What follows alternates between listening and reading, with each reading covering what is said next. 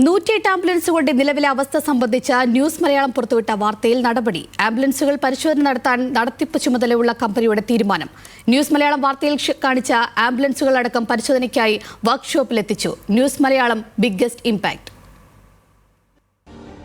Test കഴിഞ്ഞിറങ്ങിയ വാഹനങ്ങളിൽ വരെ ഗുരുതര പ്രശ്നങ്ങളായിരുന്നു. വാതിൽ തുറന്നു പോകുന്ന അവസ്ഥ, മഴ പെയ്താൽ ആംബുലൻസിനകത്ത് വെള്ളം കയറുന്ന സ്ഥിതി. ഇത്രയും നാൾ മുട്ടാപ്പോക്ക് ന്യായങ്ങളൊക്കെ പറഞ്ഞ് അതൊക്കെ മാറ്റി നിർത്തിയെങ്കിലും ന്യൂസ് മലയാളം വാർത്ത വന്നതോടെ നടപടികൾ വേഗത്തിലാക്കി. പ്രശ്നമുണ്ടെന്ന് കണ്ടെത്തിയ വാഹനങ്ങളൊക്കെ വർക്ക്ഷോപ്പിലേക്ക് വിളിപ്പിച്ചു. അത്തരം വാഹനങ്ങൾ കിടക്കുന്ന ദൃശ്യങ്ങളാണിത്.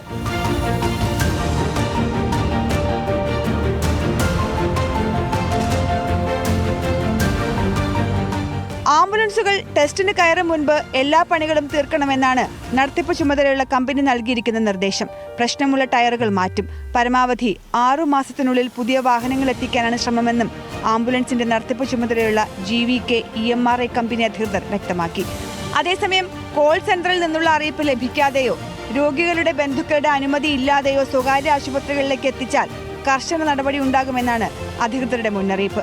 നിലവിൽ ചില ജീവനക്കാർക്കെതിരെ അച്ചടക്ക നടപടി സ്വീകരിച്ചു വരികയാണെന്നും കമ്പനി വ്യക്തമാക്കി. വാർത്തയ്ക്ക് പിന്നാലെ അറ്റകുറ്റപ്പണി തുടങ്ങി അധികൃതർ. നല്ല കാര്യം. ഇനി രോഗികളുടെ സുരക്ഷ ഉറപ്പാക്കാൻ അണുനശീകരണം കൂടി കാര്യക്ഷമമാക്കണം.